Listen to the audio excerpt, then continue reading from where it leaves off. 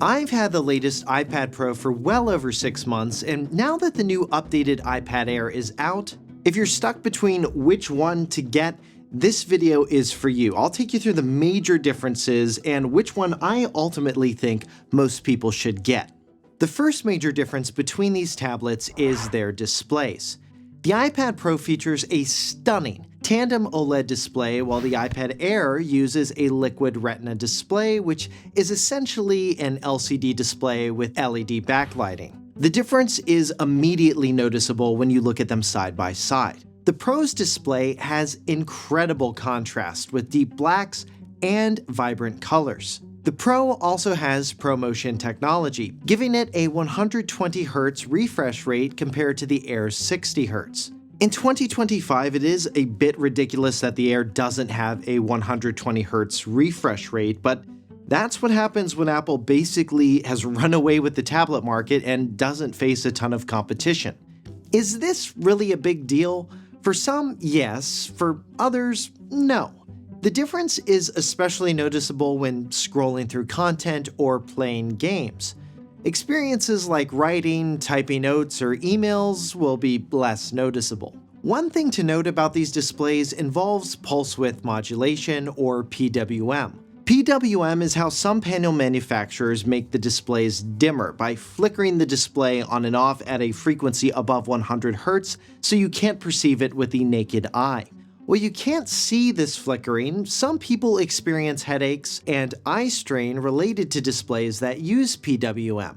You can easily detect PWM by shooting a camera at a high frame rate and looking for banding. You can see the iPad Pro has this banding, while the iPad Air has no noticeable flicker. So if you're sensitive to this technology, the iPad Air is definitely the way to go. The Pro's display is significantly brighter, reaching 1000 nits for both HDR and SDR content, while the Air maxes out at 600 nits. The Pro also has the option for a nano texture display on the 1TB and 2TB models, which reduces glare by diffusing light, though it does slightly reduce screen clarity. Overall, I'd give the Pro the edge with the display category, with its only downside being the PWM that might affect some users. Next up, battery life. Both iPads are rated for the same battery life at their respective sizes and are rated for the same battery life no matter the size, so you don't need to get the larger iPad to get more battery. This category is definitely a tie. In terms of performance, there's a clear difference between these tablets. The iPad Pro has Apple's M4 chip, while the iPad Air has been upgraded to Apple's M3. For casual, day-to-day tasks like document editing, taking notes, or streaming content, the chip difference won't be noticeable. However, for graphics-intensive applications like video editing or games that use a lot of ray tracing, the M4 in the iPad Pro definitely outperforms the Air. The Pro has noticeably better GPU performance and higher FPS in several benchmarks I ran. Plus, the Pro screen has a higher refresh rate, better colors, and better contrast, which just makes games look way better. For performance, the iPad Pro definitely wins. Next, let's shift our focus to audio and microphone quality. The iPad Pro has 4-speaker audio, while the iPad Air has landscape stereo speakers. You can hear the difference. The Pro has fuller, richer sound with better bass and spatial presence. The iPad Pro also has 4 studio quality mics compared to just 2 microphones on the Air. Here's how recordings on each one sound. And right now you're listening to what it sounds like on the iPad Air, and now you're listening to what it sounds like on the iPad Pro. And again, I have both of these tablets up in basically the same area, and I'm just talking straight to their screens. So let me know what you think. Do you think the iPad Pro sounds better than the iPad Air?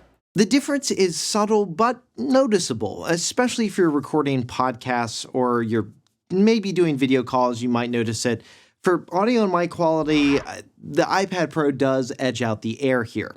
Next, let's talk about authentication methods. For authentication, the Pro uses FaceID while the iPad Air uses Touch ID via a fingerprint sensor in the power button. FaceID also enables Animoji and Memoji if that matters to you.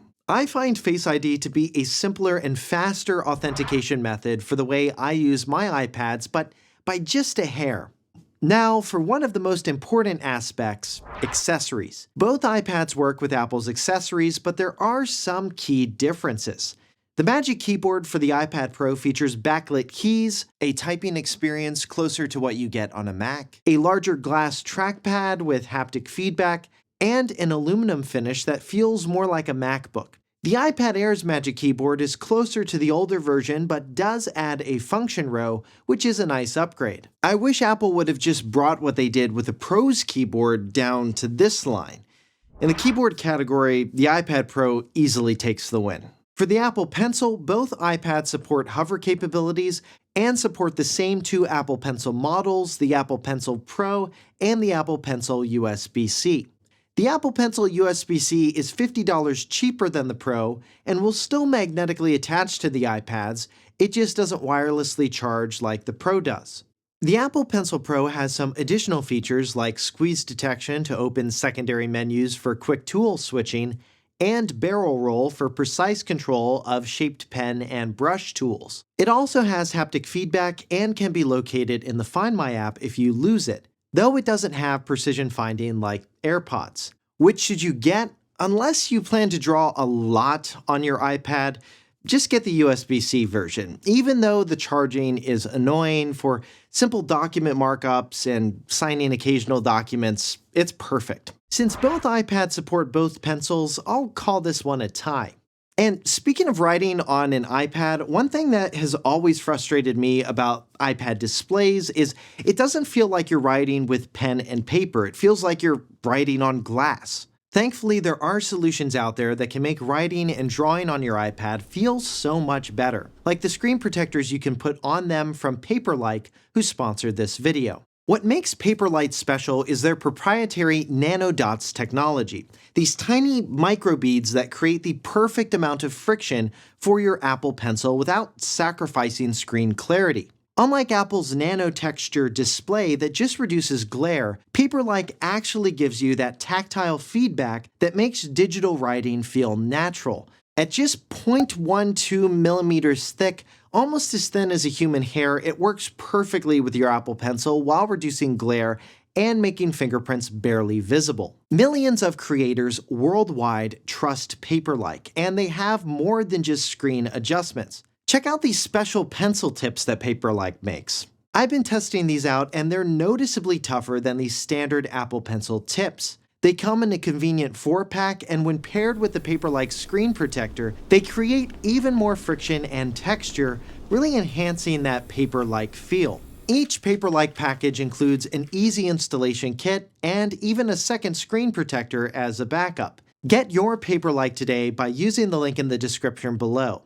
Moving on to the cameras, both iPads have 12-megapixel wide cameras, but the iPad Pro includes a LiDAR sensor on the back. Though, unless you have a specific use case in mind, like making 3D scans or having a very specific augmented reality game or app, you're probably never going to use it. The Pro has adaptive True Tone flash and ProRes video recording for up to 4K at 60 FPS. How much difference does the True Tone flash make for scanning documents?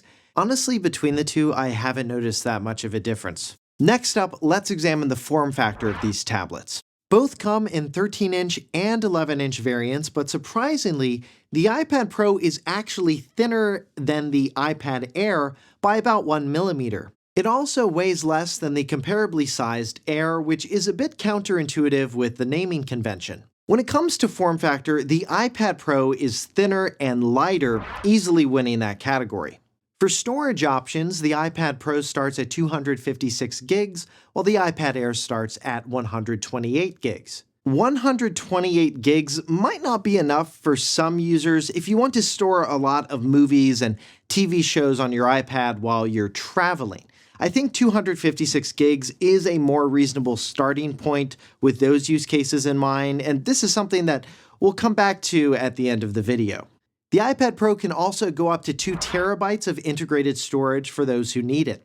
Moving on, both iPads have a Wi-Fi version as well as a cellular option if that's important to you. Cellular is something I don't have on either of my iPads, but it's something I'd seriously consider in the future now that eSIM is becoming more common. Carriers like Google Fi here in the US, which I use, give you the option to connect a tablet to your existing plan at no additional cost, which is really compelling. For connectivity, both iPads are evenly matched. Turning to port options, the iPad Pro has USB 4/Thunderbolt for fast data transfers, while the iPad Air just has simple USB-C. This will only matter to people moving larger files to and from the iPad, but that's still another advantage the Pro gets compared to the Air. Finally, let's address the biggest difference between these tablets, which is price. The iPad Air starts at $599 for the 11-inch model and $799 for the 13-inch, but you'll probably want to add $100 to upgrade the storage to the 256 gig version if you plan to keep it for a few years and want to put a lot of movies or shows on it. The iPad Pro starts at $999 for the 11-inch model, and the 13-inch starts at $1,299. And you can check the current price on both iPads and see if there are any sales going on by visiting our blog post at 6monthlater.net, link in the description and in the pinned comment. So the iPad Air obviously wins on price, but is it really the best value for what you're getting, or does the Pro have enough meaningful upgrades where it actually makes sense to spend a bit more? This is actually trickier than you might anticipate because the form factors aren't identical. The Pros are both thinner and lighter than the Airs, making them even more portable, especially when you factor in Magic Keyboard accessories. The Pro has a way better display, but one that does come with detectable PWM.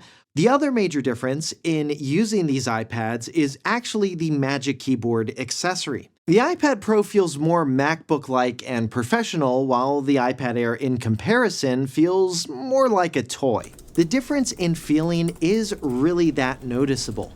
A function row is great, but no larger haptic trackpad and metallic finish, that is a bummer. Plus, it only comes in white, which is more susceptible to color bleed. If it were me and the PWM flicker wasn't an issue, I'd personally go for the Pro. You get more storage, it's lighter, has a brighter display with better contrast for movies and TV shows, and it has a better feeling Magic Keyboard for writing. To me, those upgrades are worth the price difference. But if they're not to you, then I'd go for the iPad Air and save some money. But what about the size? Should you get the 13-inch or the 11-inch? The 13-inch is better if you're going to do a lot of writing or drawing. You'll benefit from that increased screen size. The same goes for content consumption, though maybe to a lesser degree. If you're really concerned about portability, that's where I'd seriously consider the 11-inch model, especially if you don't want to keep it docked on its Magic Keyboard all of the time, like I do with my iPads. Though the newer iPad Pro 13-inch that I have is big, it's way less cumbersome to hold compared to the previous version, thanks to how thin Apple made that thing. But let me know what you think. Which iPad do you think is a better choice for most people? And if you're curious how the iPad Pro compares to the experience of a MacBook Air, for example, you can click here to see my video on that topic, and then you can click here to see all of my other Apple device reviews and comparisons. You can also visit 6monthlater.net/shop at any time to see all of the products we recommend. For 6 Months Later, I'm Josh Tedder. Thanks for watching.